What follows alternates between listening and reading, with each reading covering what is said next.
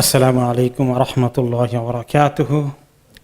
সম্মানিত ভাই এবং বোনেরা, আমরা সিরাতের পাকের আলোচনায় তবুক যুদ্ধের শেষে মদিনা তৈয়বা পৌঁছার পরে সাহাবীদের যারা দেরি করেছিলেন তাদের তওবা কবুল হওয়া এবং তবুক যুদ্ধের শিক্ষা এবং এরপরে আরও কিছু ছোটোখাটো ঘটনা আমরা শুনেছি। আমরা আস্তে আস্তে এখন যাব তায়েফের সাকিফ গোত্রের ইসলাম কবুল করার খবর। তার আগে আরও কিছু বিষয় আছে, সেটা হচ্ছে যে রাসূলুল্লাহ সাল্লাল্লাহু আলাইহি ওয়াসাল্লাম তবুক যুদ্ধ শেষে যখন আসলেন তখন আরবের যে সমস্ত কবিলারা এখনও ইসলাম কবুল করেনি তাদের পালা আসলো। তারা এখন অনেকেই দলে দলে বিভিন্ন কবিলা থেকে গোত্র থেকে তাদের প্রতিনিধি পাঠাচ্ছেন মদিনায় ইসলামের খবর জানতে এবং ইসলাম কবুল করতে, এবং এসে বাকি কবিলা সবাইকে ইসলামে দীক্ষিত করতে এবং ইসলামের শিক্ষা প্রচার প্রসার করতে। ভলান্টিয়ারলি তারা নিজেরাই এই উদ্যোগ নিয়ে বহু প্রতিনিধি দল মদিনায় আসতে থাকলেন এবং ফাতে মক্কার পরে অনেকেই এভাবে করেছেন, কিন্তু তবুকের বিজয়ের পরে বেশি হয়েছে। কারণ তবুকের যুদ্ধে যখন আল জাজিরাতুল আরবি আরব উপদ্বীপের অন্যান্য দূরবর্তী কবিলার লোকগুলা দেখলো যে শুধু মদিনার লোকেরা রাসূলুল্লাহ সাল্লাল্লাহু আলাইহি ওয়াসাল্লামের নেতৃত্বে মক্কাকে জয় করেনি, তারা রোমান সম্রাটকেও চ্যালেঞ্জ করতে তবুক পর্যন্ত গিয়ে ধাওয়া করেছে। তখন আর তাদের কারোই কোনো আর থাকলো না, সন্দেহ থাকলো না, দ্বিধাদ্বন্দ্ব থাকলো না, ইসলামের দিকে তারা দলে দলে আসলো। এ বিষয়ে একটি হাদিস সহিহ বুখারীতে এসেছে। সাহাবী আমর ইবনে সালামা আল জারমি রাদিয়াল্লাহু আনহু বলেন যে আমি এরকম আমার কবিলায় যখন ছিলাম ওখান দিয়ে বহু লোক আসা যাওয়া করতো মদিনায়। তো আমাদের ওখানে একটা পানির কুয়া ছিল যেখান থেকে লোকেরা পথিকরা মুসাফিরগণ মদিনার দিকে আসা যাওয়া করতে পানি পান করতেন, তাদের পশুকে পানি পান করাতেন। তো আমি সবাইকে জিজ্ঞেস করতাম যে মাল ইন্নাসে মদিনার লোকদের খবর কি, তারা ওখানে কি করে, তাদের হালত কি অবস্থা তাদের। মা হাদার রাজুল, এই লোকটি অর্থাৎ রাসূলুল্লাহ সাল্লাল্লাহু আলাইহি ওয়াসাল্লাম সম্পর্কে জিজ্ঞেস করতাম তার অবস্থা কি, খোঁজ খবর নিতাম। তো তারা লোকেরা বিভিন্ন সময় আমাকে বলতো যে খবরটা, অনেকে ইসলাম কবুল করে সেখান থেকে ফেরত আসতো, তাদের কবিলার দিকে যাওয়ার সময় বলতো, জিজ্ঞেস করলে যে ইয়াজুমু আন্নাল্লাহ আরসালাহু, তিনি দাবি করেন যে আল্লাহ তাআলা ওনাকে পাঠিয়েছেন নবী করে, ওহিয়া ইলাইহি, ওনার কাছে ওহী নাজিল হয়েছে আল্লাহর পক্ষ থেকে। তো এই কথাগুলো আমি শুনতাম। আমর ইবনে সালামা আল জারমি বলেন তখনও তিনি ইসলাম কবুল করেননি। এগুলো আমি শুনতে শুনতে আমার দিলের ভিতরে ইসলামের ব্যাপারে একটা পজিটিভ ধারণা হয়ে গেল। এবং আমি শুধু নয়, আমাদের এলাকা এবং অন্যান্য অনেক এলাকার লোকেরা তারা এতদিন ইন্তেজারে ছিল যে ফাতে মক্কা কি হয় আমরা দেখি। তারপরে যখন ফাতে মক্কার পরে মক্কা বিজয় যখন হয়ে গেল তখন বাকি অনেকে ইসলাম কবুল করলো, তারপরেও কিছু লোক থেকে গেল যে দেখা যাক তারপরে কি হয়। এরপরে যখন তবুক যুদ্ধ শেষ হয়ে গেল তখন তো আর বাকি যত আরব কবিলা ছিল বিভিন্ন জায়গায় গোত্র লোকগুলো তারা সবাই শেষ পর্যন্ত ইসলাম কবুল করার দিকেই আসতে থাকলো।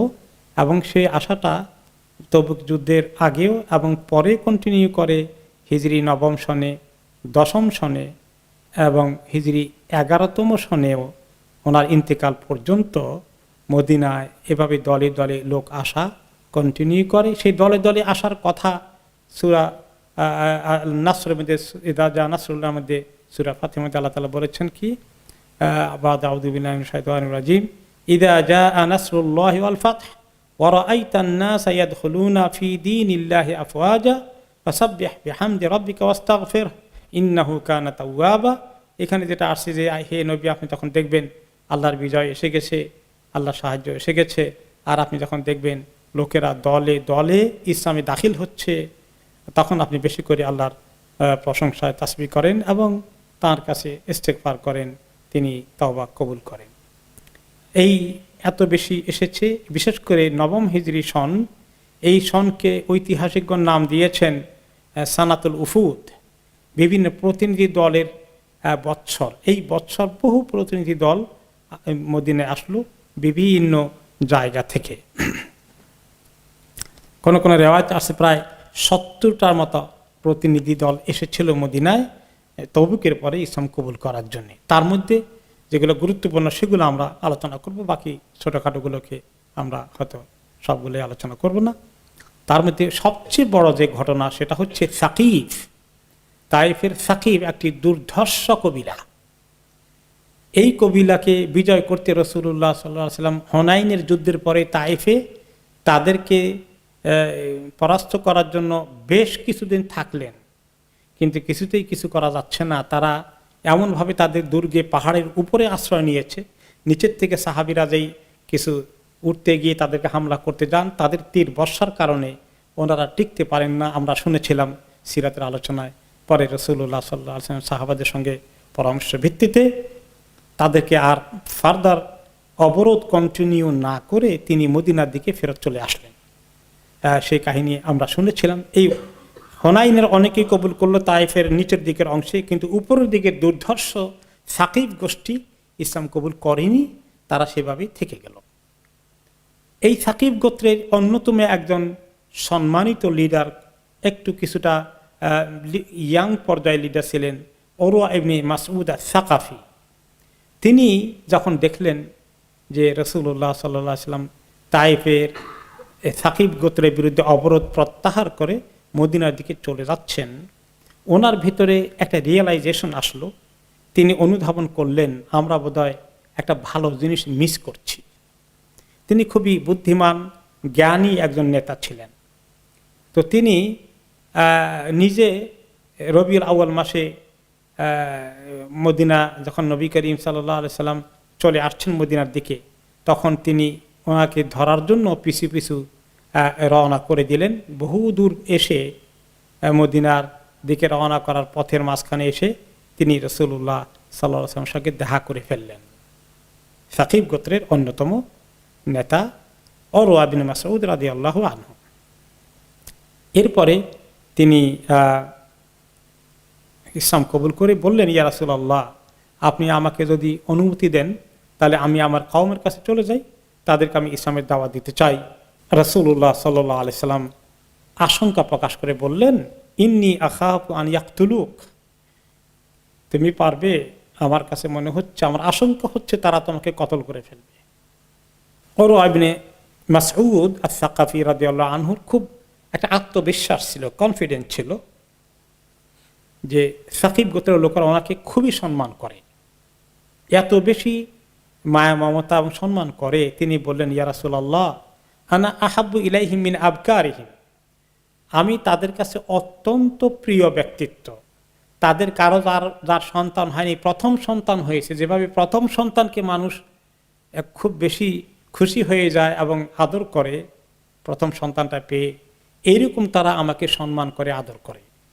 আও মিন আবসারিহিম, আবার কোনো কোনো রিওয়ায়াতে আছে তাদের চোখকে তারা যত বেশি হেফাজত করে তার চেয়ে বেশি তারা আমাকে হেফাজত করে। আমার ব্যাপারে তাদের এত দরদ আছে এবং আমার ব্যাপারে তাদের এত আস্থা আছে। ওয়ালা ওয়াজাদুনি নাইমান মা আইকাদুনি, তারা যদি আমার সঙ্গে দেখা করতে এসে দেখে যে আমি ঘুমিয়ে আছি, শুয়ে গেছি, তারা আমাকে জাগতেও দেবে না, জাগাবেও না, এতটুকুন তারা আমার প্রতি পজিটিভ। তিনি এই আত্মবিশ্বাস নিয়ে কথা বললেন। তো রাসূলুল্লাহ সাল্লাল্লাহু আলাইহি সাল্লাম বেচারা যখন এত আগ্রহ করছেন, তিনি ওনাকে দাওয়াতি কাজের অনুমতি দিলেন এবং তিনি এই দাওয়াতি কাজের অভিযান নিয়ে তিনি তায়েফে চলে আসলেন তার কওমের কাছে। এসে তাদেরকে তিনি খুবই কনফিডেন্ট ছিলেন যে ওনার কথা তারা ফেলবে না, যেহেতু তিনি তাদের এত প্রিয় ব্যক্তিত্ব, এত প্রিয় নেতা। তো তিনি এসে একটি উঁচু জায়গা ঠিক করে সবাইকে আহ্বান করলেন, একটা ছোটোখাটো মঞ্চের মতো। ওখানে দাঁড়িয়ে তিনি সবাইকে দাওয়াত দেওয়া শুরু করলেন যে দেখো, ইসলাম এত বড় নিয়ামত, এটা কেন আমরা মিস করব? আমি এটা সন্ধান পেয়েছি, আমি ইসলাম কবুল করেছি, তোমাদের সবাইকে ইসলামের দিকে আমি ডাকছি। সঙ্গে সঙ্গে চতুর্দিক থেকে তীরের বর্ষণ নিক্ষেপ করা হলো এবং একটি তীর ওনাকে আঘাত করলো এবং সে আঘাতেই তিনি ইন্তেকাল করে ফেললেন, শাহাদাত বরণ করলেন। সুবহানাল্লাহ, নাও মুসলিমের ইসলামী জজবা, কনফিডেন্স, তিনি কামিয়াব হয়ে গেলেন, শাহাদাত অর্জন করে ফেললেন। তাহলে এই সাকিব জাতি কত দুর্ধর্ষ, সহজে নরম হওয়ার মতো নয়। তো নবী করিম সাল্লাল্লাহু আলাইহি ওয়াসাল্লামের কাছে যখন এই খবরটা পৌঁছে গেছিল মদিনায়, তিনি তখন বললেন, মাসালু উরওয়া মাসালু সাহিবি ইয়াসিন দাআ কওমাহু ইলাল্লাহি তাআলা ফাকাতালুহু, যে উরওয়ার এক্সাম্পল হচ্ছে, উদাহরণ হচ্ছে সূরা ইয়াসিনে ওই তিনজন মুরসালিনের কাহিনী, তিন নবীর কাহিনী প্রসঙ্গে যে কথা আসছে, তারা দাওয়াত দিচ্ছিলেন লোকদেরকে, লোকেরা তাদেরকে বিশ্বাস করছিল না। তখন একজন লোক দৌড়ে আসলো, তাদের ওই সমাজের লোকই, তিনি এসে, আল্লাহ তাআলা তাকে তৌফিক দিয়েছিলেন, তিনি এসে ইসলাম কবুল করলেন। ওয়াজা আর রাজুল মিন আকসাল মাদিনা, এই শহরের আরেক প্রান্ত থেকে একটি লোক দৌড়ে আসলেন, বলে ইয়া কাউম, কাউমকে ডেকে বলল যে তোমরা ইত্তেবাউল মুরসালিন, ওনারা তো নবী, তাদের কথা মানতে অস্বীকার করছে কেন? তিনি ছাড়া তো কোনো মাবুদ নেই। তিনি সুন্দর করে তাদেরকে বয়ান করলেন নিজের কওমকে, ওই কওমের লোকেরাই তাকে মেরে ফেলল। এটা হলো সূরা ইয়াসিনের ঘটনা। ওমা আলী আল্লাহ আবুদুল্লাহ ফাতারানি, আমি কেন তার ইবাদত করব না যিনি আমাকে সৃষ্টি করেছেন, ওয়া ইলাইহি তুরজাউন, তোমরা তার কাছে একদিন ফেরত যাবে। কিন্তু তার কওমের লোকেরা, ওই সূরা ইয়াসিনের ওই কওমের লোকেরা এই লোকটিকে হত্যা করে ফেলল। তো হত্যা করার পরে তিনি শাহাদাত বরণ করলেন। শাহাদাত বরণ করে তিনি আল্লাহ তাআলার কাছে যখন উঠলেন, মৃত্যুর পরে আল্লাহর সঙ্গে ওনার কথা হলে, দেখা হলো, ওনার অনুভূতিটা কি হলো? ইয়া লাইতা কওমি ইয়ালামুনা বিমা গাফারা লি রাব্বি ওয়া জাআলানি মিনাল মুকরামিন। শহীদ, সূরা ইয়াসিনের ওই শহীদ লোকটি বললেন, আহা, আমার কওম যদি জানতো যে আমার রব আমাকে কিভাবে ক্ষমা করে দিয়ে আমাকে কত সম্মানিত করলেন শাহাদাত দিয়ে, আমার জন্য জান্নাতের কি নিয়ামত সাজিয়ে রেখেছেন, আমার কওম যদি এই জিনিসটা জানতে পারতো, আহা, তারা সবাই ইসলাম কবুল করে ফেলতো, তারা এই অন্যায় কাজে আর থাকতো না, দেরি করতো না। সেই কথা আল্লাহ তাআলা আমাদেরকে শুনিয়েছেন সূরা ইয়াসিনের মধ্যে। তো রাসূলুল্লাহ সাল্লাল্লাহু আলাইহি ওয়াসাল্লাম বললেন যে উরওয়া তাইফের সাকিব গোত্রের লোকটির উদাহরণ হচ্ছে ওই সূরা ইয়াসিনের ওই শহীদ লোকটির কথা, যে নবীদের আওয়াজকে যখন তারা মেনে নিচ্ছিল না, নবীদেরকে প্রতিরোধ করছিল, তাদের নবীদের পক্ষ হয়ে তিনি যখন দাওয়াত দিলেন, তখন তারা তাকেই হত্যা করে ফেলেছিল। এইবার তারা সেই শান অর্জন করে ফেলল। ইতিমধ্যে কয়েক মাস চলে গেছে যে তারা সাকিব গোত্রের লোকেরা উরওয়াকে হত্যা করে ফেলেছেন। এরপরে তাদের মধ্যে চিন্তা ভাবনা চলছে এখনো, তারা যদিও কাজ করে ফেলেছে, কিন্তু তারা দেখলো চতুর্দিকে চিন্তা করে যে এই নবী আসলে যদি হক নবী হয় এবং দুনিয়াতেই আল্লাহ তাআলা সেই নবীর অনুসারীদেরকে সমস্ত কবিলার উপরে মক্কা বিজয় করে দিলেন এবং অন্য কবিলার উপরে বিজয় করে দিলেন, অন্য কবিলা লোকেরা গিয়ে দলে দলে ইসলাম কবুল করছে, তো আমরা বুঝি এভাবে থাকবো, আমরা বুঝি সেদিকে যাব না, তো সে তো, তার কাছে তো খারাপ কিছু নেই। তাদের মধ্যে পরামর্শ হতে থাকলো। তারপরে বললেন যে সবাই যখন আরবের আর কেউ বাকি থাকলো না, আমরাই বুঝি একলা হয়ে পড়বো, আর যদি আমাদের বিরুদ্ধে যুদ্ধ হয় কোনো সময়, আমাদের সঙ্গ দেওয়াতে কেউ থাকবে না। গোটা আরব যদি নবী মুহাম্মদ সাল্লাল্লাহু আলাইহি ওয়াসাল্লামের সঙ্গে চলে যায়, ঐক্যবদ্ধভাবে আমাদেরকে যদি মোকাবিলা করতে হয়, আমরা কি করতে পারবো? তো দুনিয়াতে তো সুবিধা করতে পারবো না, আর তার কাছে যদি কোনো কল্যাণ থাকে সেটাও তো আমরা মিস করব। তখন শেষ পর্যন্ত তারা ওয়াকাদ বায়াউ ওয়া আসলামু ফাআজমাউ আমরাহুম আন ইরসিলু ইলা রাসূলিল্লাহি সাল্লাল্লাহু আলাইহি ওয়াসাল্লাম রাজুলাম মিনহুম। ওকে, তখন অন্য আরবরা সবাই বায়াত করেছে, ইসলাম কবুল করেছে, তখন আমরা কেন পিছনে থাকবো? তখন তারা কি চিন্তা করলো যে আমাদের মাঝখান থেকে তাহলে একটা প্রতিনিধি দল মদিনায় পাঠাই, প্রতিনিধি দলকে মদিনায় পাঠানো হোক। সেখানে তাদের অন্যতম লিডার ছিল আবদ ইয়ালিল, তার সঙ্গে আরো 5 জনকে দেওয়া হলো। ওসমান ইবনে আবিল আস, আর তিনি ছিলেন সবচেয়ে ছোট। এরপরে এই আবদ ইয়ালিল, ওসমান ইবনে আবিল আস সহ মোট 6 জনের একটা টিম, প্রতিনিধি দল মদিনায় আসলেন আবদ ইয়ালিলের নেতৃত্বে। তিনি তাদের লিডার। তারা তখন মদিনার কাছাকাছি এসেছেন, যেখানে শহর থেকে একটু দূরে রাসূলুল্লাহ সাল্লাল্লাহু আলাইহি ওয়াসাল্লামের উটগুলো চড়ানোর দায়িত্ব ছিল সাহাবীদের, রোটা করে করে ওনার উট চড়াতো, একটু ঘাস টাস যে এলাকায় একটু মরুদ্যান ছিল মদিনা শহরে ঢোকার আখ্যান দিয়ে, সেখানে এক সাহাবী তখন রাসূলুল্লাহ সাল্লাল্লাহু আলাইহি ওয়াসাল্লাম উট চড়াতেন যিনি, ওই দিন ওনার পালা ছিল, রোটা ছিল, ওনার নাম হচ্ছে আল মুগীরা ইবনে শুবা রাদিয়াল্লাহু আনহু। উনি দেখতে পেলেন, দেখলে চিনলেন এরা তো সাকিব গোত্রের লোকজন। তিনি খুশিতে অস্থির হয়ে উট টুট ফেলে তিনি মদিনার দিকে দৌড় দিলেন এই সুখবর দেওয়ার জন্য রাসূলুল্লাহ সাল্লাল্লাহু আলাইহি ওয়াসাল্লামের কাছে। তারপরে মসজিদে নববীতে পৌঁছার আগেই দেখা হয়ে গেল সাহাবী আবু বকর as-সিদ্দিক রাদিয়াল্লাহু আনহুর সঙ্গে। তখন মুগীরা ইবনে শুবা রাদিয়াল্লাহু আনহুকে বললেন যে এই খবর আছে, আমি তো যাচ্ছি না খবর দিতে। তখন আবু বকর সিদ্দিক রাদিয়াল্লাহু বললেন, না তুমি যেও না, তুমি বলার আগে আমি খবরটা ওনাকে গিয়ে বলি। ইরিদুনাল ইসলাম ইনশাআল্লাহ লাহুম রাসূলুল্লাহ সাল্লাল্লাহু আলাইহি ওয়াসাল্লাম শুরুতান, যে উনি ইতিমধ্যে খবর পেয়েছেন আবু বকর রাদিয়াল্লাহু আনহু সাহাবী মুগীরা ইবনে শুবার মাধ্যমে হয়তো বলতে তারা এমনি ইসলাম করবে না, কবুল করবে না, তারা কিছু শর্ত শরায়েতের ভিত্তিতে কবুল করবে, কিছু টার্মস অ্যান্ড কন্ডিশন। যদি এগুলো রাসূলুল্লাহ সাল্লাল্লাহু আলাইহি ওয়াসাল্লাম অ্যাকসেপ্ট করেন তাহলে তারা কবুল করবেন, কিন্তু যদি তাদের শর্তগুলো রাসূলুল্লাহ সাল্লাল্লাহু আলাইহি ওয়াসাল্লাম না মানেন তাহলে তারা কবুল নাও করতে পারে। তো তিনি আবু বকর রাদিয়াল্লাহু আনহু চাইলেন যে রাসূলুল্লাহ সাল্লাল্লাহু আলাইহি ওয়াসাল্লাম যেন মোটামুটি কিছু শর্ত সাপেক্ষে হলেও কবুল করে ফেলেন, কারণ এখনো হয়তো তাদের ভিতরে ইসলামটা এত ভালো করে পৌঁছেনি। কিন্তু যখন তারা মুসলমানদের সঙ্গে থাকবে, চলবে বা মদিনায় কিছুদিন থাকে, ইসলাম কবুল করে নামাজ কালাম পড়া শুরু করে দেয়, তাহলে ঈমানটা আস্তে আস্তে আরো মজবুত হয়ে যাবে, তখন শর্ত শরায়েত থেকে তারা সরে আসবে। এই একটা আইডিয়া আবু বকর রাদিয়াল্লাহু আনহু মাথায় আসার কারণে তিনি চলে আসেন যে রাসূলুল্লাহ সাল্লাল্লাহু আলাইহি ওয়াসাল্লাম যদি বলে যে না শর্ত শরায়েত নাই, হয় ইসলামে কবুল করো, তা না হলে আলাদা রাস্তা। তো যাতে রাসূলুল্লাহ সাল্লাল্লাহু আলাইহি ওয়াসাল্লাম শক্ত অবস্থানে না আসেন, এইটার জন্য আবু বকর রাদিয়াল্লাহু আনহু সুপারিশ করতে বলে যে আমি গিয়ে ওনাকে বলি, বুঝাই দিয়ে, তাহলে ভালো হবে।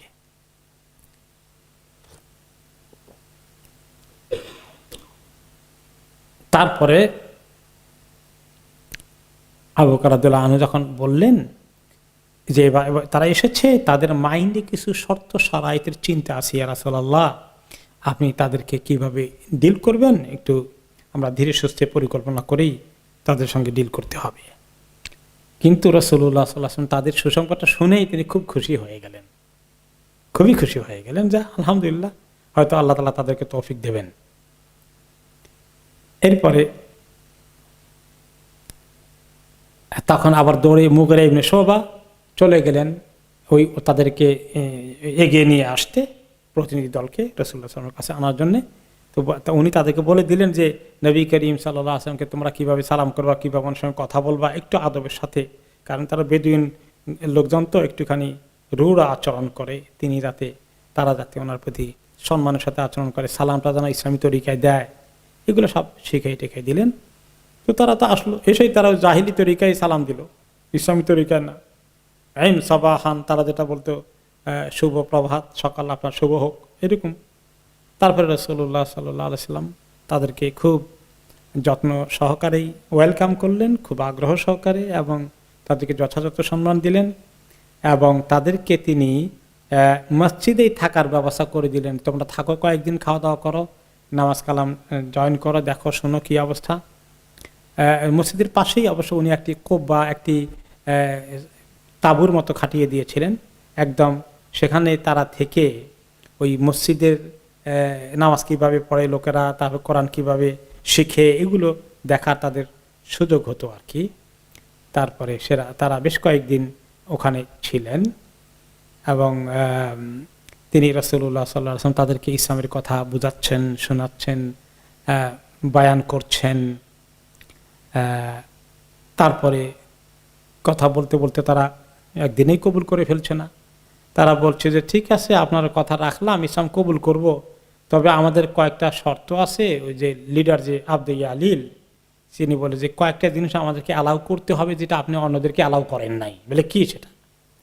যে এক নম্বর হলো যে আমাদেরকে লিখিত দেন ইয়াদানুল লাহুম ফিহি বিজিনা, যে আমাদের সমাজের লোকেরা জেনায় অভ্যস্ত আছে, জেনা যদি নিষেধ করে দেন তাহলে মুশকিল হবে আমাদের লোকদের জন্য, এক নম্বর।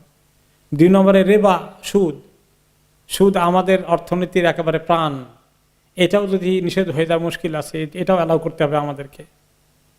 তারপরে অশরবিল খামর, আমরা মদ খাওয়া ছাড়া বাঁচতেই পারবো না, তো মদ খাওয়া অ্যালাউ করতে হবে আমাদেরকে।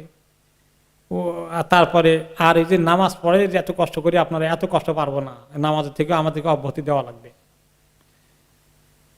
তো রাসূলুল্লাহ সাল্লাল্লাহু আলাইহি ওয়াসাল্লাম কায়দা করে বলেন যে এগুলো কোনোটাই তো মানা যাবে না। এরপরে কথাবার্তা চলছে,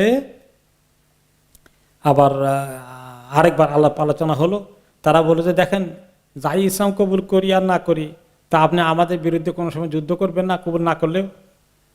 তারপরে আমাদের ওখানে লোক পাঠাবেন না আমাদের ওসর কালেকশন করার জন্যে, ওয়ালা ইজাব্বু জাকাত কালেকশনের জন্যে, আর আমাদের এলাকায় আমাদেরকে শাসন কার্য পরিচালনা করার দায়িত্ব দিবেন, আপনার পক্ষ থেকে কোনো গভর্নর পাঠাবেন না। তো সবগুলো শুনে টুনে তো রাসূলুল্লাহ সাল্লাল্লাহু আলাইহি ওয়াসাল্লাম দুই একটা মন্তব্য করলেন, ইন্নাল্লাকুম আল্লাহ তুহসারু, তোমাদের কিছু দাবি আমি মেনে নিব, তোমাদের বিরুদ্ধে যুদ্ধ করার জন্য আমরা কাউকে কখনোই সৈন্য পাঠাবো না, তোমাদেরকে আমরা নিরাপত্তা দিচ্ছি। ওয়ালা তুহসারু, তোমাদের ওসর ফসলের 10 ভাগের 1 ভাগ, সেটাও আচ্ছা ঠিক আছে, আপাতত না দিলে চলবে। আর ওয়ালা ইস্তামালু আলাইকুম গায়রুকুম, আমাদের তোমাদের মধ্য থেকে ছাড়া বাইরের থেকে কাউকে সেখানে কোনো গভর্নর, কোনো শাসক হিসাবে কাউকে আমি পাঠাবো না, তোমরাই তোমাদের এলাকা শাসন করো। ওয়ালা খাইরা ফি দীনিন লা রুকুআ ফীহি, তবে যে দিনের মধ্যে, ইসলামের মধ্যে কোনো নামাজ নাই, সেই ইসলামের মধ্যে কোনো খায়ের নাই। নামাজের ব্যাপারে কোনো কম্প্রোমাইজ নাই, নামাজটা পড়তে হবে। তিনি অনেক কিছু ছাড় দিলেন, নামাজের ব্যাপারে ছাড় দিলেন না। অবশ্য জেনা মদ এগুলো ছাড় দেন নাই, এগুলো তো আছেই, কিন্তু ইসলামের আমল করার ক্ষেত্রে যেগুলা জাকাত ইত্যাদি, এগুলো কিছু ছাড় দিলেন আপাতত, কিন্তু নামাজের ক্ষেত্রে তিনি ছাড় দিলেন না। নবী করিম সাল্লাল্লাহু আলাইহি ওয়াসাল্লাম তো এটা দেওয়ার কারণে কিছু সাহাবা বললেন, ইয়া রাসূলুল্লাহ ছাড় দিয়ে দিলেন তো অনেক কিছু আপনি। তিনি বললেন, শোনো, এদেরকে ইসলামটা কবুল করতে দাও খালি।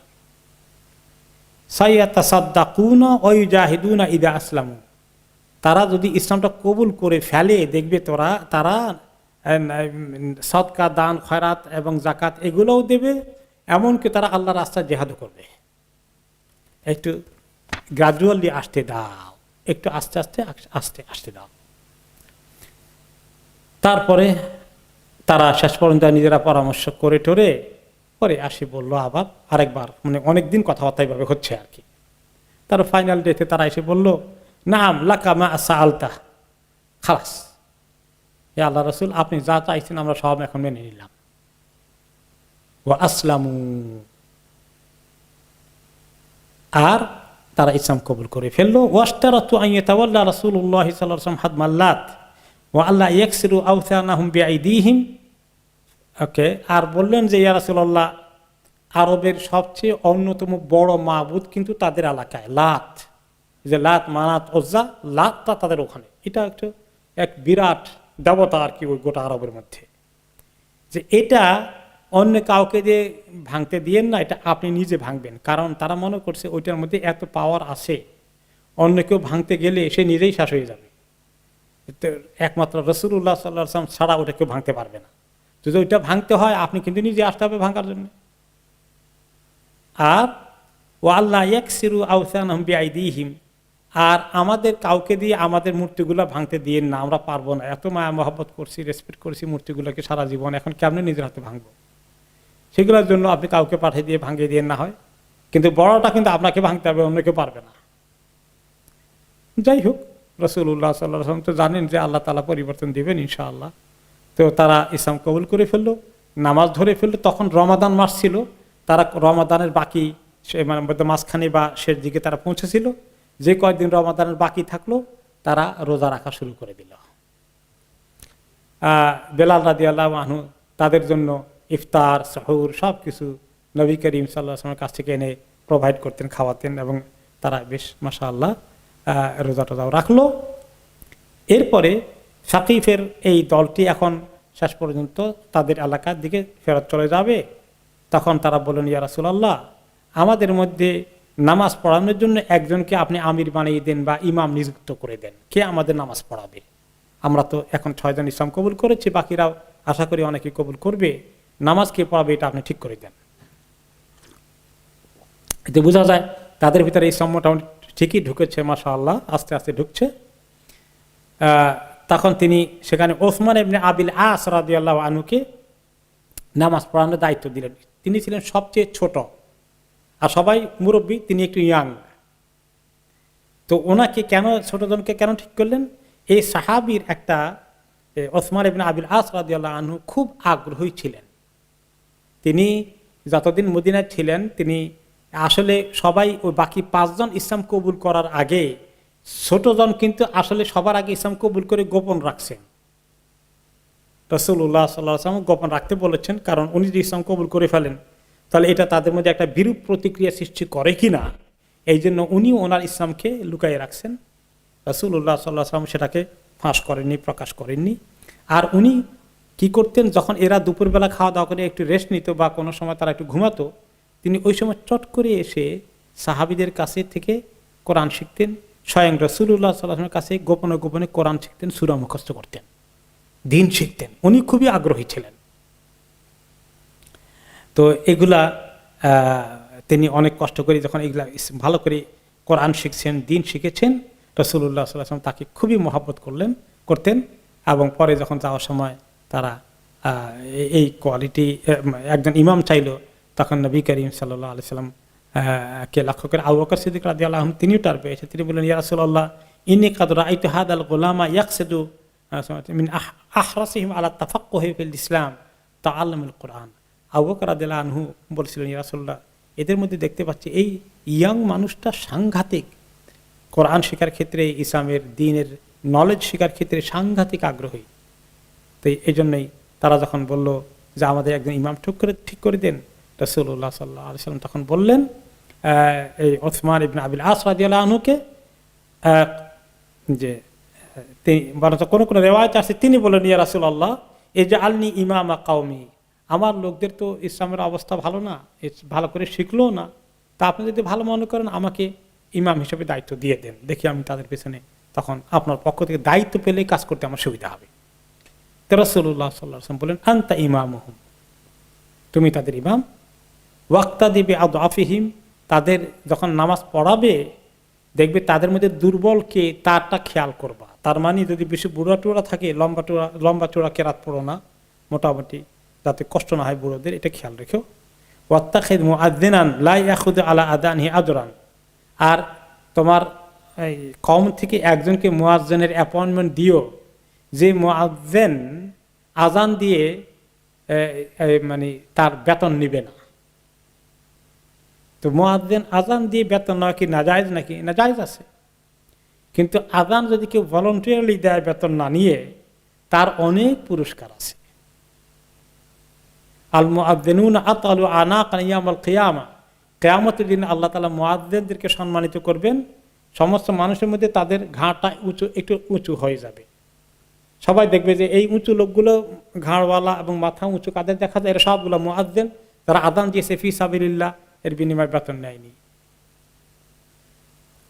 এবং তাদের জন্য যত কিছু তাদের আজানের আওয়াজ শুনেছে আল্লাহর জমিনে, ভিজা শুকনা প্রাণী, বস্তু, পাথর, মানুষ, গরু ছাগল, যা কিছুর এমনকি মাটি পাথরের যা কিছু গাছপালা, সবগুলো কিয়ামতের দিন তার জন্য আল্লাহর কাছে সুপারিশ করবে, সাক্ষী দেবে। তো এই শানটা বোঝার জন্য তিনি বললেন যে যার মধ্যে এরকম ইখলাস আছে, ফি সাবিলিল্লাহ, আযান দেওয়ার দায়িত্ব পালন করবে, এরকম একজনকে তুমি মুয়াজ্জিন হিসাবে নিয়োগ দিও। এরপরে তিনি যখন বললেন এই যে উম্মি কাওমাকা, তুমি তোমার কওমের ইমামতি করো, তো সাহাবী ওসমান ইবনে আবিল আস রাদিয়াল্লাহু আনহু বললেন, ইয়া রাসূলুল্লাহ, ইন্নী আজিদু ফি নাফসি শাইআন, আমার ভিতরে একটুখানি উইকনেস চলে আসে নামাজ পড়াতে গেলে, আমি কেন একটু ওয়াসওয়াসার শিকার হয়ে যাই, একটু হয়তো শরীরটা একটু কাঁপে, একটু সমস্যা ফেস করতেছি। তো রাসূলুল্লাহ সাল্লাল্লাহু আলাইহি ওয়াসাল্লাম বললেন, উদনু, তুমি কাছে আসো, আমার কাছে আসো। তখন তিনি আমাকে বসালেন ওনার সামনে, এরপরে আমার বুকের মধ্যে ওনার হাত দিলেন, দিয়ে তারপরে বললেন যে এবারে তুমি সামনের দিকে ঘুরে বসো, আমার দিকে পিঠ দিয়ে বসো। তারপরে তিনি আমার কাঁধ থেকে পিঠের মধ্যে হাত দিলেন, তারপরে বললেন যে তুমি এবার আমার কওমের ইমামতি করতে যাও, আর মনে রেখো যে ব্যক্তি কোনো কওমের ইমামত করে সেই জন্য একটু খুব লম্বা চূড়া বেশি কেরাত না পড়ে, কারণ তাদের মধ্যে বুড়ো লোক আছে, তাদের মধ্যে অসুস্থ লোক থাকতে পারে, জামাতের মধ্যে দুর্বল লোক থাকতে পারে, এবং কারো কারো আছে যে হাজতের দরকার হয়ে গেছে, হয়তো তার একটু টয়লেটেরও দেওয়া দরকার হয়ে যেতে পারে, অথবা কোনো তাড়াহুড়া আছে ইত্যাদি। ওয়াইদা সাল্লাহ আহাদুকুম ওয়াহদাহু ফালইউসাল্লি কাইফা শাআ।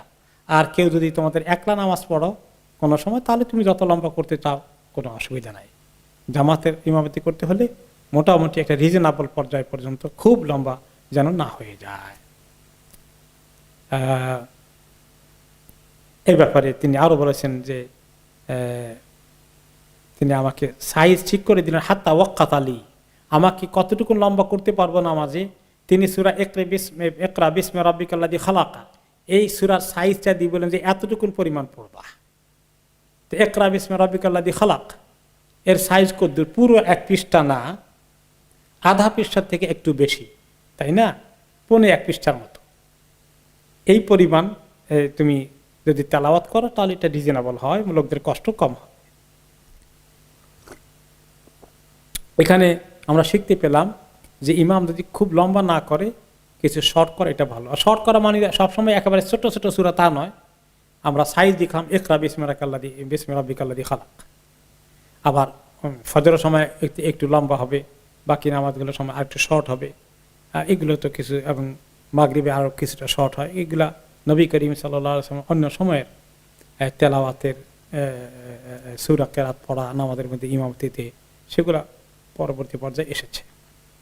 আরেকটি রিওয়ায়াতে আসছে যে ওসমান রাদিয়াল্লাহু আনহু বলেন, ইয়া রাসূলুল্লাহ, আমার তো কিছু প্রবলেম হয় তেলাওয়াত করতে গেলে, আমার তেলাওয়াতের মধ্যে কনফিউশন সৃষ্টি হয়ে যায়, খালি যেটা আঞ্চলিক ভাষা বলেন বেড়া লেগে যায়, প্যাচ লেগে যায়, তেলাওয়াতের মধ্যে কনফিউশন সৃষ্টি হয়ে যায়, মিস্টেক হয়ে যায়, এটা খুব বেশি বেশি আমার হয়, আমি কি করব তাহলে, এইটার আমি সমাধান কি?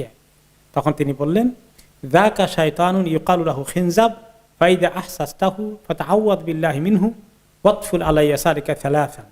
কেরাতে যখন কনফিউশন সৃষ্টি করে, তখন এই একটা স্পেশাল শয়তান আছে মানুষের নামাজের মধ্যে, মানুষকে খামাখা ওয়াসওয়াসা দিয়ে অথবা তাকে ভুল করিয়ে দিয়ে তাকে একটু ফেসাদে ফেলে দিবে। এইটা এর নাম হলো খিনজাব, এই শয়তানের কাজই হলো এটা। তুমি যখন এরকম কিছু টের পাচ্ছ যে নামাজের মধ্যে শুধু প্যাচ লেগে যায়, তাহলে তুমি আউযু বিল্লাহি মিনাশ শাইতানির রাজিম বলো, শয়তান থেকে আল্লাহর কাছে পানা চাও, ওয়াতফুল আলা ইয়াসারিকা সালাসান, আর 3 বার বাম দিকে তোমার লেফট শোল্ডারে, বাম স্কন্ধের দিকে 3 বার করে থুতু করো, এরকম করো, এতটুকুন করো। এটা ব্যক্তিগতভাবেও, এবং যদি তুমি নামাজ পড়াও তখনও। তারপর বলেন যে আমি এরকম কিছু আমল করেছিলাম, এটা আল্লাহ তাআলা আমাকে পরে এই অবস্থা থেকে মুক্তি দিয়েছেন, এই সমস্যা আমার চলে গেল। আরেকটি রিওয়ায়াত এসে তিনি বলেছেন যে নবী করিম সাল্লাল্লাহু আলাইহি ওয়াসাল্লাম যখন আমাকে তায়েফের লোকদের দায়িত্ব দিলেন নামাজ পড়াতে, তখন আমি দেখি যে আমার নামাজের ভিতরে কি জানি আমাকে বেশি করে ডিস্টার্ব করে শুধু বারে বারে, এবং আমি কি পড়ছি, কোথায় পড়ছি, সূরা কেরা সব আমার গোলমাল লেগে যাচ্ছে, মুখস্থ সূরা আমার মনে আসে না। তখন আমি শেষ পর্যন্ত কী করলাম, মদিনায় চলে গেলাম রাসূলুল্লাহ সাল্লাল্লাহু আলাইহি ওয়াসাল্লামের কাছে, এর সমাধানে কি করা যায়। তখন তিনি বললেন যে কি ব্যাপার, তুমি আমাকে দেখেই বললেন মদিনায় কি মনে করে আসলে। আমি বললাম, ইয়া রাসূলুল্লাহ, নামাজের মধ্যে আমার শয়তান আমাকে বড়ই ডিস্টার্ব করে। তখন তিনি বললেন, আমার কাছে আসো। তখন তিনি আমাকে এভাবে বসালেন যে কথাগুলো আগে রিওয়ায়াতে গেছে, এবং তিনি আমাকে যখন আমার বুকে পিঠে হাত রেখে আর বললেন, দোয়া করলেন, আর বললেন, উখরুজ আদুওয়াল্লাহ, এই আল্লাহর দুশমন, ওর কাছ থেকে বের হয়ে যা। তার মানে জিন শয়তান ওনাকে খুবই কষ্ট দিচ্ছিল, এবং অনেকের এটা হয়। আপনি দেখবেন মাঝে মধ্যে, আল্লাহ মাফ করলেন, আমাদের এখানে যখন প্যান্ডামিক ছিল না, এক ভাই আসতেন নন বাংলাদেশি, উনি প্রায় আল্লাহু আকবার, এত তার ডিস্টার্ব হতো যখন নামাজ পড়েন, ইমামের সাথে পড়েন না, নিজে সুন্নত পড়েন, আত্তাহিয়াতের মধ্যে আশহাদু আল্লা ইলাহা ইল্লাল্লাহ আশহাদু আল্লা, এর মধ্যে 100 বার বলতেছেন আর আগাতেই পারছেন না। এই শয়তান এভাবে ডিস্টার্ব করে। তো তখন উনি বললেন যে যখন আমাকে তিনি এই দোয়া করে দিলেন, বুকে পিঠে হাত দিয়ে মালিশ করে দিলেন, আর বলেন উখরুজ আদুওয়াল, আল্লাহর দুশমন বের হয়ে যা। তখন ভিতর থেকে ওই জিন শয়তানটা বের হয়ে গেল। তারপরে ওনার জন্য সব ইজি হয়ে গেল আলহামদুলিল্লাহ। যে 3 বার তিনি এই কাজটা করলেন আমার ভিতরে, 3 বার করে বললেন, তো তৃতীয়বারেই এটা বের হয়ে গেল। ওসমান রাদিয়াল্লাহু আনহু বলেন ফালা আমরি মা আহসাবহু খালাতানি বাদ, এরপর থেকে আমার আর কোনো ডিস্টার্ব কখনো হয়নি। এরপরে ওসমান রাদিয়াল্লাহু আনহু, ওসমান ইবনে আবিল আস আরেকটি কমপ্লেন করলেন, বললেন ইয়া রাসূলুল্লাহ, আমার শরীরে যখন থেকে ইসলাম কবুল করেছি আমার বডির মধ্যে এই একটা জায়গা খুব বেশি করে ব্যথা করে, শরীরের মধ্যে খুব বেশি বেদনা করে, ব্যথা করে কোনো একটা জায়গা। সেই জায়গাটা কোনটা, শরীরে কি বুকের মধ্যে না হাতের মধ্যে না পিঠের মধ্যে, সেটা বলেন নাই। বলছে আমার শরীরে এক জায়গায় এত বেশি ব্যথা করে, যেদিন থেকে ইসলাম কবুল করেছি সেদিন থেকেই ব্যথা করে। তখন তিনি বলেন তাহলে এক কাজ করো, আরেকটা আমল তোমাকে দেই, দা ইয়াদাকা আলাল্লাযী তাআল্লামা মিন জাসাদিকা আও তাআল্লামু মিন জাসাদিকা, তোমার শরীরের যে অংশে এই ব্যথাটা অনুভব করো সেই জায়গায় তুমি হাতটা রাখো। মনে করেন যদি বুকের মধ্যে লাগে, এখানে ব্যথা হয়, তাহলে তুমি এখানে হাত রাখো আর 7 বার একটি দোয়া পড়ো। তার আগে বিসমিল্লাহ 3 বার পড়ো, কুল বিসমিল্লাহ সালাসান, 3 বার বিসমিল্লাহ বলো, বিসমিল্লাহ বিসমিল্লাহ বিসমিল্লাহ। তারপরে বলো 7 বার সাবা মাররাতিন আউযু বিল্লাহি কুদরাতিহি মিন শাররি মা আজিদু ওয়া উহাদির, আউযু বিল্লাহি কুদরাতিহি মিন শাররি মা আজিদু ওয়া উহাদির। কোন কোন riwayate আসছে আউযু বিইজ্জাতিল্লাহি কুদরাতিহি মিন শাররি মা আজিদু ওয়া উহাদির, যে আমি সে আল্লাহর কাছে পানা চাই এবং তার কুদরতের কাছে পানা চাই ওই খারাপ জিনিস থেকে, যেটাকে আমি এখন ফেস করছি, যে ব্যাপারে আমি আশঙ্কায় থাকি যে আমাকে কষ্ট দেয়, এই জিনিস থেকে আমি আল্লাহর কাছে পানা চাই। 7 বার করে এই দোয়াটা পড়লেন, তিনি পড়েছেন আলহামদুলিল্লাহ, সেটার থেকে আল্লাহ তাআলা ওনাকে মুক্তি দিয়েছেন। এইভাবে করেই তায়েফের দিকে এই প্রতিনিধি দল চলে আসলো, ওনারা সাহাবী ওসমান ইবনে আবিল আস সহকারে তারা সবাই তায়েফে আসলেন। এরপরে তায়েফে এসে ওনারা ইসলামের দাওয়াত কিভাবে দিচ্ছেন তার আগে আরেকটি ছোট্ট ঘটনা এসেছে। একজন ছিলেন আউস ইবনে আবিল আউস আস-সাকাফি, বলেন যে আমি নবী করিম সাল্লাল্লাহু আলাইহি ওয়াসাল্লামের সঙ্গে যে 6 জন আসছিল দেখা করতে, তার মধ্যে আমিও একজন ছিলাম, আউস ইবনে আবি আউস আস-সাকাফি। ফাকুন্না ফি কুব্বাতিন, আমরা একটা খেইমা তাঁবুর মধ্যে আছি। ফাকামা মান কানা ফিহা গায়রি ওয়া গায়রু রাসূলিল্লাহি সাল্লাল্লাহু আলাইহি ওয়াসাল্লাম ফাজাআ রাজুলুন ফাসাররাহু। ওকে, তখন ওই মুহূর্তে কি একটা ঢুকে পড়লো, আমি এবং আল্লাহর রাসূল দুইজনেই এই তাঁবুর ভিতরে আছি, আর ওই সময় হঠাৎ করে একটি লোক এসে ঢুকে পড়লো তাঁবুর ভিতরে, গোপনে ঢুকে পড়লো সে অতর্কিতভাবে। তো রাসূলুল্লাহ সাল্লাল্লাহু আলাইহি ওয়াসাল্লাম তাকে বললেন এই ফাকতুল, এই লোকটির মতলব ভালো না, তুমি তাকে কতল করে ফেলো।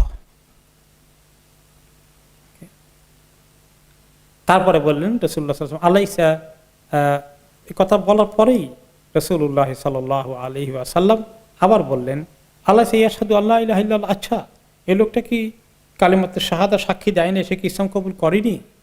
ক্বালা বালা।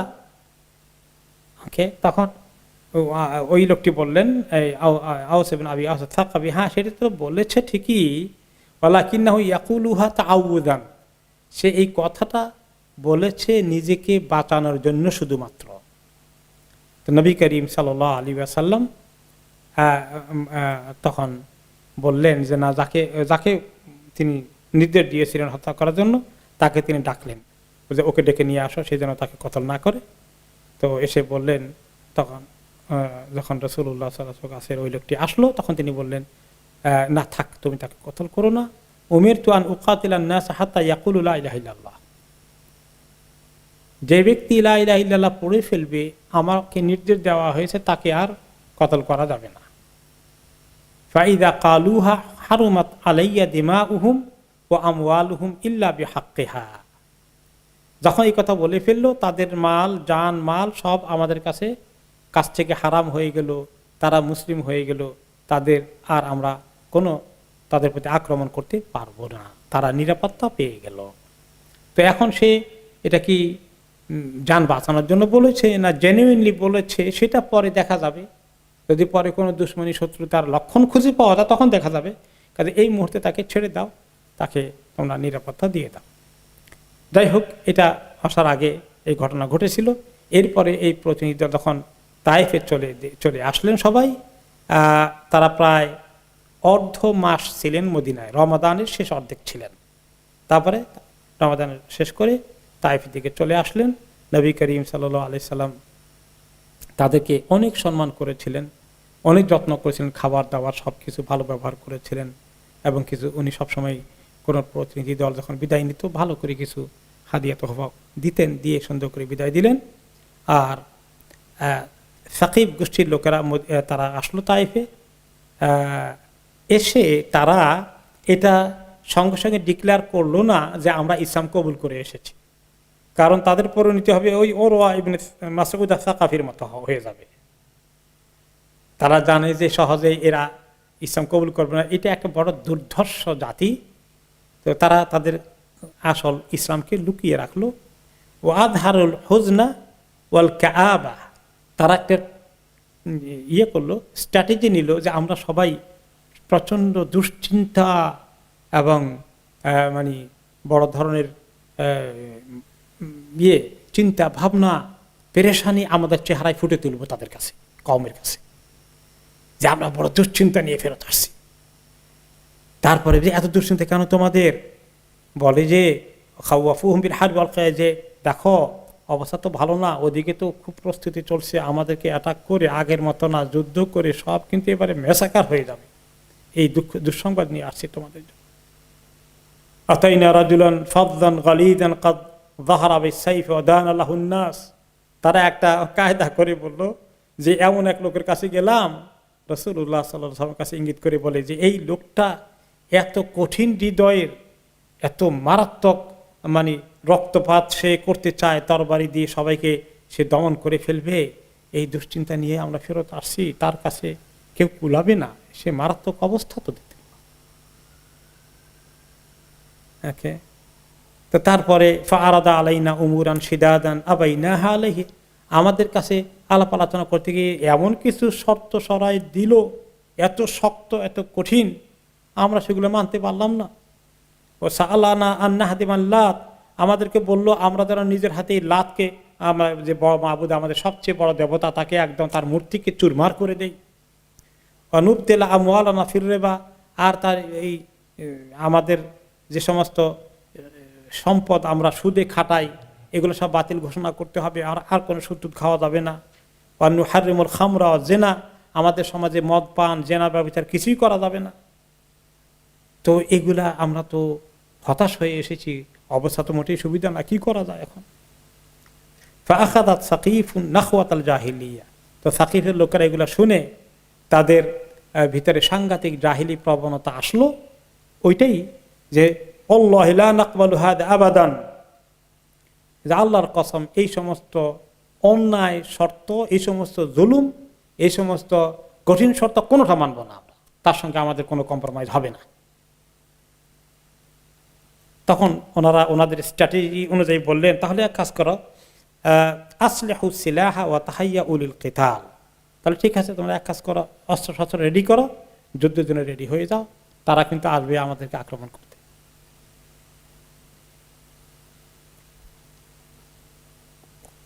এই কথা ওনারা বললেন, এ ফাঁকে দিয়ে 2-3 দিন পার হয়ে গেল। ওনারা একটা মানে বড় ধরনের স্ট্র্যাটেজি হিকমত অবলম্বন করে এই কাজগুলো করছেন। 2-3 দিন চলে গেল,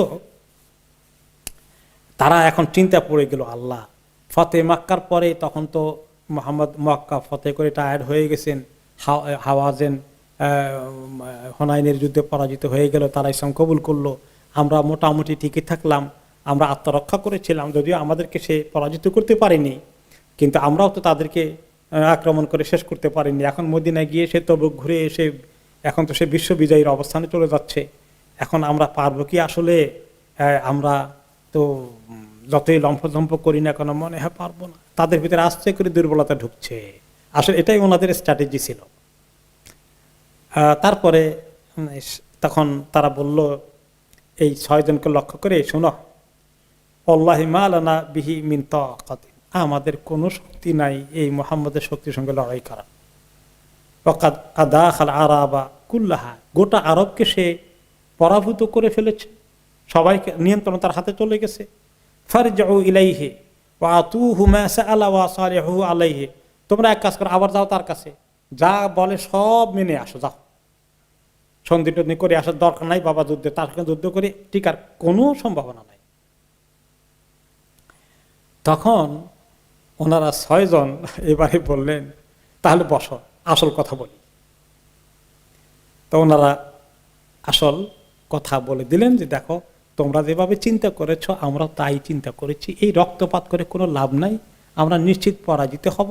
আরেকটি কথা হলো, আমরা বসে বসে এই 15 দিন অর্ধ মাস সেখানে ছিলাম, অবজার্ভ করেছি এই নবী মুহাম্মদকে, মুসলমানদেরকে, তাদের নামাজ, তাদের দিনদারি, তাদের আখলাক, এগুলো দেখে আমরা কনভিন্স হয়ে গেছি যে তারা সত্যি দিনের অনুসরণ করছে, এই নবী হক নবী, এর মধ্যেই যত দুনিয়া আখিরাতের খায়ের এবং কল্যাণ রয়েছে। আমরা তোমাদেরকে এইভাবে প্রথম দিকে বললে তোমরা শুনতে পাবে না, আমরা মনে করছি তোমরা যদি তোমাদের কোনো সম্বিত ফেরত আসে, তোমরা বুঝতে পারো, তাহলেই তোমাদের কাছে বলবো আমরা। ওয়াজাদনাহু আতকান নাস ওয়া আওফাহুম, আমরা পেয়েছি এই নবী এত ভালো মানুষ, এত আল্লাহ ভীতি ওনার মধ্যে আছে, তিনি কথা, চুক্তি, ওয়াদাকে এমনভাবে সংরক্ষণ করেন, এমনভাবে তিনি সবার সঙ্গে সুন্দর করে মিলেমিশে চলেন, এত দয়া নবী, এত দয়ালু, এত সত্যবাদী। আসলেই জানো কি, আমাদেরকে তোমরা পাঠিয়েছো 6 জনকে, আমরা তোমাদের জন্য বরকতের খনি নিয়ে এসেছি, আসলে খায়ের বরকতের খবর নিয়ে এসেছি তোমাদের কাছে। এবং কি নিয়ে এসেছি তোমাদের জন্য সেটা আমরা বলবো। তো আমরা ওনার সঙ্গে কথাবার্তা ফাইনাল করেই চলে এসেছি, সব ঠিকঠাক করেই, যা ওনার সঙ্গে অ্যাগ্রি করে চলে এসেছি, ইসলাম কবুল করে তারপরে আমাদের কওমকেও ইসলামের দিকে নিয়ে আসবো, এইরকম পরামর্শ করে এসেছি।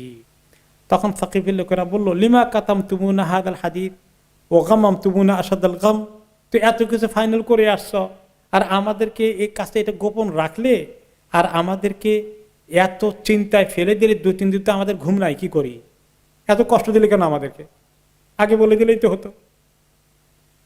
তারপরে তখন ওনারা 6 জনে বললেন, আরাদনা আন ইয়ানজে আল্লাহু মিন কুলুবিকুম নাখওয়াতা শাইতান, আমরা চেয়েছিলাম যে হঠাৎ করে বললে শয়তান তোমাদেরকে উস্কানি দিয়ে উল্টা দিকে নিয়ে যাবে, ওই উরওয়া ইবনে মাসউদ সাকাফির মতো অবস্থা হবে, আর শয়তান তোমাদেরকে দিয়ে অপকর্ম করাবে। আর আমরা এই কদিন দোয়া করেছি অনেক আল্লাহর কাছে যে আল্লাহ যেন তোমাদেরকে তৌফিক দেয়, সেই জন্য আমরা কায়দা করি তোমাদের কাছে উপস্থাপনা করতে হয়েছে। অবশেষ তারা সবাই আসলামু, তারা সবাই ইসলাম কবুল করে ফেললেন। এভাবেই রাসূলুল্লাহ সাল্লাল্লাহু আলাইহি ওয়াসাল্লামের একটা দোয়া আল্লাহ কবুল করে ফেললেন। দোয়াটা কি ছিল? যে তিনি যখন তাদেরকে অনেকদিন অবরোধ করেছিলেন তায়েফের যুদ্ধের পরে, হুনাইনের যুদ্ধের পরে, সাকিব গোত্রকে, তখন তিনি দোয়া করলেন আল্লাহ তাআলার কাছে যে আল্লাহুম্মা ইহদি সাকিফান, যে আল্লাহ এই দুর্ধর্ষ জাতিটাকে আপনি হেদায়েত দিয়ে দেন, সাকিফকে আপনি হেদায়েত দেন। ওই দোয়া করে আসছেন তিনি ফাতহে মক্কার পরে, সেই দোয়াকে আল্লাহ তাআলা কবুল করলেন। তারপরে এখন আসলে তাদের বড় মাবুদ যে আছে, সবচেয়ে বড় দেবতা লাত, এই লাতের ঘটনা কি হবে এখন? এখন কয়েকদিন চলে গেল, সাকিফ লোকেরা ইসলাম কবুল করে ফেলেছে, তারা মোটামুটি ইসলামের তালিম শিখছে। তখন ইতিমধ্যে বেশ কিছুদিন পরে খবর মদিনায় পৌঁছে গেছে। তখন রাসূলুল্লাহ সাল্লাল্লাহু আলাইহি ওয়াসাল্লাম তাদের ওখানে পাঠালেন ওনার পক্ষ থেকে কিছু দূত, এবং তাই এই দূত কয়েকজনের দায়িত্ব দিলেন খালিদ ইবনে ওয়ালিদ রাদিয়াল্লাহু আনহুকে। কি জন্যে? যে তায়েফের যে বড় শয়তান যেটা আছে, সবচেয়ে বড় মাবুদ, তা সবচেয়ে বড় তাগিয়া আল্লাহ, লাতকে শেষ করে দিয়ে আসতে, চুরমার করে দিয়ে আসতে, মূর্তি ভেঙে আসতে। ফালাম্মা আমাদু ইলাল্লাতি লিয়াহদিমুহা ওয়াস্তাকাফফাত সাকিফুন কুল্লুহা, যখন ওনারা এসে খবর দিলেন যে আমাদেরকে এই মিশন নিয়ে পাঠানো হয়েছে, আমরা এই মূর্তিকে শেষ করতে হবে, তখন গোটা সাকিব গোত্রে সবাই চলে এসেছিল। এত বড় মাবুদ, তারা এতদিন পূজা করেছে, আজকে মাবুদের কি দশা হবে সেটা দেখতে তারা আসছে। তো মহিলা, পুরুষ, বাচ্চা কাচ্চা কেউ আর ঘরে থাকেনি। তাদের মুসলিম তো সবার তো এখনো এত ইমান ইয়াকিন মজবুত হয়নি, এলেম এখনো শিখেনি। ওই 6 জন মদিনায় যতটুকু শিখতে পেরেছেন, বাকিরা তো এখনো এত শিখার সুযোগ হয়নি। তারা চিন্তা করছে আসুক না দেখি, আসলে নিজেই চিৎপটাং হয়ে যাবে, এই মাবুদের গায়ে হাত দিতে পারবে, তাকে ভাঙতে যে আসবে সেই মরবে। তো কেমনে মরে তারা, এই তামসা দেখার জন্য সবাই আসছে। তারপরে মুগিরা ইবনে শুবা রাদিয়াল্লাহু আনহু উনিও এখানে ছিলেন, এই খালিদ ইবনে ওয়ালিদের টিমে। তিনি মুগিরা ইবনে শুবা তিনি একটা কুড়াল হাতে নিলেন। তারপরে কুড়াল হাতে নিয়ে খালিদ ইবনে ওয়ালিদের সঙ্গে যে কয়জন ছিলেন, মদিনা থেকে আসছিলেন এই মূর্তি ভাঙার মিশন নিয়ে, রাসূলুল্লাহ সাল্লাল্লাহু আলাইহি ওয়াসাল্লাম মূর্তি ভাঙার মিশন নিয়ে দুনিয়াতে এসেছেন, আর মুসলমানরা এখন মূর্তি গড়ার মিশনে হাত দিয়েছে। আল্লাহ তাআলা এত দুর্বল করে ফেলেছে, এত মুসলমান জানে না এই যে মূর্তি কারো সম্মান বাড়াবে না, বরঞ্চ আল্লাহর কাছে তার আযাব বাড়তে থাকবে। কেউ যদি তার প্রিয়জনকে সম্মান করতে চায়, তার জন্য সে নিজে তওবা করে ইস্তেগফার করে দোয়া করবে আল্লাহ তাআলার কাছে যে আল্লাহ আমার প্রিয়জনকে তুমি মাফ করে দাও, জান্নাতের মেহমান বানাও। আর সে যদি ইসলামের তৌহিদের পরিপন্থী মূর্তি বানানোর আয়োজন করে, তাহলে মনে রাখতে হবে সে তার প্রিয়জনকে অসম্মানিত করছে, তাকে আল্লাহর কাছে আরো অপমানিত করছে, তার জন্য জাহান্নামে আল্লাহর আযাব আরো বর্ধিত করার চেষ্টা করছে। দেখো তোমার আওলাদ ফরজন্ত যে রেখে এসেছো, তারা তোমাকে কি উপহার দিচ্ছে, দেখো তার মজা তুমি এখন নাও। যারা করবে, যার জন্য করবে, উভয় দায়ী হবে। কেউ প্রশ্ন করতে পারে যার জন্য করবে সে বেচারা দোষ কেন? তার দোষ হলো সে তার সন্তানকে এই মূর্তি কি জিনিস, শিরক কি জিনিস, তাওহীদ কি জিনিস এই না বুঝিয়ে যদি চলে গিয়েছে, এটার দায়িত্ব তাকে নিতে হবে আখিরাতে। এরপরে এখন মুগিরা ইবনে শুবা রাদিয়াল্লাহু আনহু বললেন, কুড়ালটা বড় একটা কুড়াল নিয়ে এসেছেন, ওইটা হাতে নিয়ে উনি ওনার টিমকে বললেন, খালিদ ইবনে ওয়ালিদ সবাইকে, আমি এখন একটু নাটক করব, এটা মারার সময় আমি একটু নাটক করব এই মূর্তিকে ধ্বংস করার সময়। নাটকটা কি? আল্লাহ উদহিকান্নাকুম মিন সাকিফ, যে সাকিব লোকদেরকে বেকুব বানাবো, আর তাদের বেকুবি দেখে তোমরা খুব হাসবে, এনজয় করবে, তোমাদেরকে আমি একটু খেলা দেখাই, আমি যাই সোজা এমনি এটাকে মেরে ফেলবো না, আমি এটা নাটক করব। তো তিনি কি করলেন, গোড়ার হাতে গিয়ে লাতকে আঘাত করলেন, লাত মাবুদকে আঘাত করলেন। আঘাত করেই তিনি নিজে মাটিতে পড়ে গেলেন, পড়ে গিয়ে নিজে ধরপড়াচ্ছেন, এখন নিজে ধরপড়াচ্ছেন, নাটক আর কি। ওনার মানে 12টা বেজে গেছে, ওনার যেন কি সমস্যা হয়ে গেছে, এই মাবুদের বদদোয়ায় 12টা বেজে গেছে, এরকম একটা ভাব দেখালেন আর কি, সবাইকে হাসানোর জন্য, তাদেরকে আর বেকুব বানানোর জন্য। তখন যখন উনি এরকম এক বাড়ি দিয়ে নিজে চিৎপটাং হয়ে পড়ে গেলেন, আর এরকম একটু নিজে করছেন, মনে হয় যেন উনি এখন মরেই যাবেন, এরকম ওনার পেরেশানি শুরু হয়ে গেছে। তখন ফারতাজ্জা আহলু তায়েফ বিসাইহাতিন ওয়াহিদা, তায়েফবাসী তখন উচ্চ স্বরে স্লোগান দিচ্ছে, চিৎকার করছে, ওয়াকালু আবাদাল্লাহুল মুগীরা কাদ কাতালাতুর রাব্বাহ, মুগীরাকে আল্লাহ হালাক করুক, আমাদের মাবুদ তাকে দেখাই দিছে, আমাদের মাবুদ তার প্রতি অ্যাকশন নিছে, দেখো এখন তার কি অবস্থা, এটা এখনই মরবে। ওয়াফারিহু হিনা রাআউহু সাকিতান, তারা এখন খুব খুশি হয়ে গেল যখন দেখলো উনি কতক্ষণ লাফালাফি করে উনি ভান করে পড়ে আছে। ওয়াকালু মান শাআ মিনকুম ফালিয়াকতারিব ওয়া লিয়াজতাহিদ আলা হাদমিহা, তারপর তারা বললো যে দেখছো তো মুগীরার অবস্থা, মদিনার থেকে আসা লোক থেকে বলে তোমাদের কারো সাহস থাকলে আসো দেখি কাছে, দেখবা কি মজা। ফাওয়াল্লাহি লা তুস্তাতাউ আবাদান, আল্লাহর কসম তারা বলছে কোনদিন এই মাবুদের গায়ে কেউ হাত দিয়ে টিকতে পারবে না। তখন তাদের কিছুক্ষণ খেলা দেখানোর পরে এবারে মুগীরা রাদিয়াল্লাহু আনহু লাফ দিয়ে উঠলেন কুড়াল হাতে নিয়ে, আবার উঠে বলেন কাব্বাহাকুমুল্লাহ, আল্লাহ তাআলা তোমাদেরকে আরো অপমানিত করুক। কি মন্তব্য করলে, ইয়া মাশারা সাকিব, এই সাকিবের গোষ্ঠী, এখনো তোমাদের হুঁশ হলো না? ইন্নামা হিয়া লুকা হিজারাতিন ওয়া মাদারিন, হ্যাঁ সে তো হচ্ছে এই এই মাবুদ, তোমাদের এত বড় সম্মানের মাবুদ, এত পাওয়ারফুল মাবুদ মনে করো, এটা হচ্ছে অপদার্থ। এই অপদার্থটা তৈরি হয়েছে কিছু পাথর টাথর খোদাই করে টোরে এটাকে তৈরি করা হয়েছে। ফাকবালু আফিয়াতাল্লাহি ওয়াবুদুহু, হে সাকিব জাতি, তোমাদের সম্বিত ফিরে আসুক, তোমরা আল্লাহর কাছেই তোমাদের আফিয়াত চাও, আল্লাহর ইবাদত করো। এই মাবুদ তোমাদেরকে কোনোটা থেকে রক্ষা করতে পারবে না। শোনো ভালো করে, এখন দেখো তোমরা। অতঃপর তিনি তার কুড়াল দিয়ে আঘাত করলেন এবার জোরে এই মাবুদকে। মাবুদের এবারে অনেক কিছু ভেঙে চুরে যখন পড়ে যাচ্ছে ওকে, এরপরে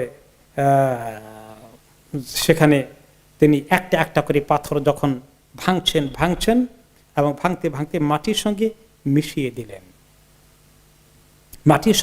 দিলেন। এখন এই মাবুদ যে ঘরে রাখা আছে, এই ঘরের যে কেয়ারটেকার আছে, মাবুদের খাদেম, সে খাদেম বলল উপরটা তো ভাঙছে, মাবুদের আসল জিনিসটা মাটির নিচে রয়ে গেছে, ওইটা কিছু খেলা দেখাবে, ওইটাকে কিছু করতে পারবে না। তো কারণ মাবুদের উপরে যতটুকুন আছে নিচে কিন্তু আরো অনেক বেশি আছে, তারা এত মজবুত করে করেছে। তো সে চাবিওয়ালা, সে বলল লাইউদায়ান্নাল আসাসু ফাল ইউখসিফান্না বিহিম, যখন তারা মাবুদের আসল ফাউন্ডেশনের দিকে যাবে তখন দেখবে যে তাদেরকে সহকারে মাবুদ তাদেরকে মাটির জমিনের কোথায় নিয়ে যাবে, এই লাতের গোড়া তো আসল নিচে রয়ে গেছে।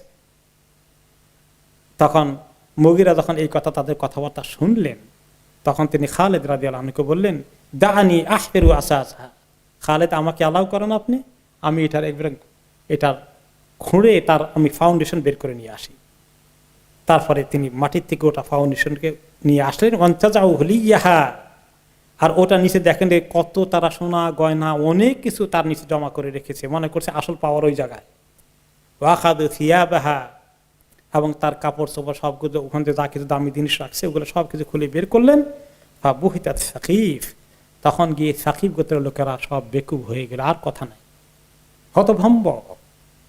ওরা যা আসহাবু রাসূলের কাদিমু আলাইহি বিহলিহা ওয়া কিসওয়াতিহা, এবং রাসূলুল্লাহ সাল্লাল্লাহু আলাইহি ওয়াসাল্লামের কাছে ওখান থেকে যা কিছু পাওয়া গেছিল এর ভিতরে অলংকার আদি দামি রেশমি কাপড় চোপড় অনেক কিছু, সেখানে মূল্যবান জিনিসপত্র মাবুদের জন্য ওখানে রেখে দিয়েছিল তারা। মাবুদের এগুলা তাদের এই সমস্ত হাদিয়া গ্রহণ করে তাদেরকে কত রহমত দিবে এই সমস্ত আশায়। তো এইগুলো সব কিছু বাক্স ভর্তি করে সাহাবায়ে কেরাম মদিনা নিয়ে আসলেন। নবী করিম সাল্লাল্লাহু আলাইহি সাল্লাম কিছু লোকদের মধ্যে এগুলো বন্টন করে দিয়ে দিলেন, আর আল্লাহ তাআলা তার নবীকে সম্মানিত করলেন। সাকিব লোকদের ইসলাম শেষ পর্যন্ত আলহামদুলিল্লাহ কমপ্লিট হয়ে গেল। এখানেই এই সাকিব গোত্রের ইসলাম কবুলের শেষ পর্যায়ে পৌঁছে গেল, এবং আলহামদুলিল্লাহ তারপরে তাদের আর কোনো কনফিউশন থাকলো না। এবার তারা বুঝতে পারলো যে আসল মাবুদ কোথায়, এতদিন তারা ধোকার মধ্যে ছিল।